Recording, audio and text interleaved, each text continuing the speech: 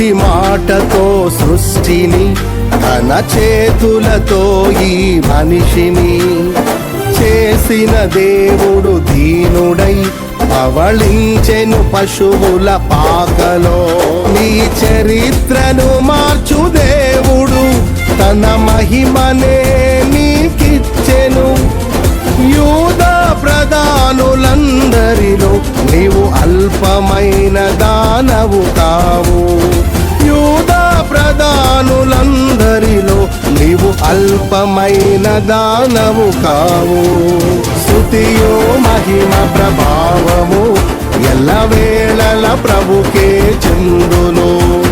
స్తుతియో మహిమ ప్రభావము ఎల్లవేళల ప్రభుకే చెందును. రక్షకుని జన్మస్థలమా యూదయ బెత్లెహేమా.